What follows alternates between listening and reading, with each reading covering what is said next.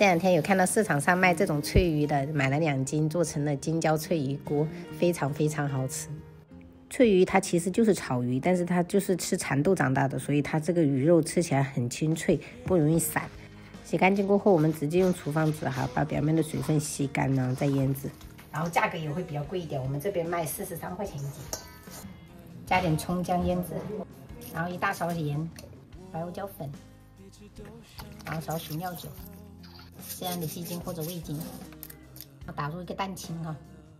然後我們充分給它抓匀哈，然後拌到有點發黏的狀態，我們就可以給它醃制了哈。接下來我們就準備一些配菜啊，杏鮑菇給它切一切，西葫蘆跟這個萵筍也給它切一切，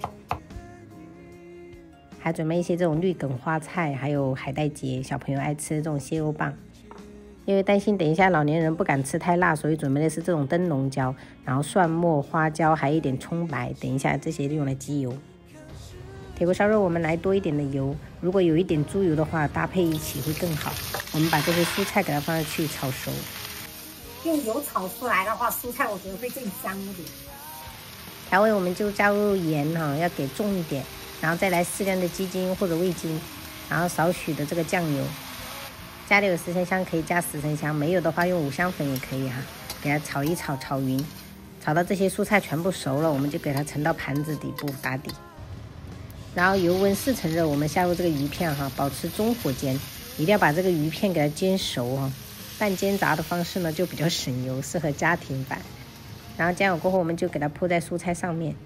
強烈建議朋友們撒一點這個孜然粒，等一下非常的香。然後再來少許的13香。鍋裡的油一定要燒到很熱哈，然後我們左手拿着這4樣哈，給它放上去，停個2、3秒，我們再給它倒出來哈，一下子這個香味就出來了，真的特別的香，朋友們。最後就撒一點蔥花跟熟白芝麻就可以開吃了。這樣一盤金椒脆魚鍋在外面可能要賣200多，自己在家做真的既簡單又好吃。今天做了一個豆芽做竹蛏，然後青椒炒牛肉、羊肉煲。金椒脆魚鍋很大盆，主要就是吃這道菜。清炒了小白菜，我們今天中午就這樣吃。奶奶，你過去一點，這樣等一下吃餡了。沒有飯的，你嘗一下這個沒什麼味道。這怕什麼？好了，這樣子就可以了。沒有什麼味道。喜歡的，這個這羊肉好吃嘞。对的，你往反天的，像叶一如叶跳来的，像叶跳来，你往反天。我觉得你可能比他放下。谁呀？啊，对吗？來了。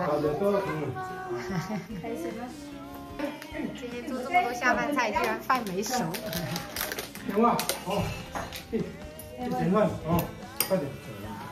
好吃，那個魚好吃，太好了。最近有看到賣。你在世界做菜會應該不爛，試一下。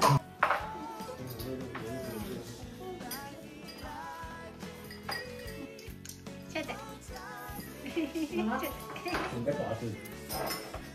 他們這家新開的有一個什麼酸菜大腸，很好吃。那個鴨血很好吃。寶寶嘞吼。對啊。哪個小朋友？這是哪個小朋友？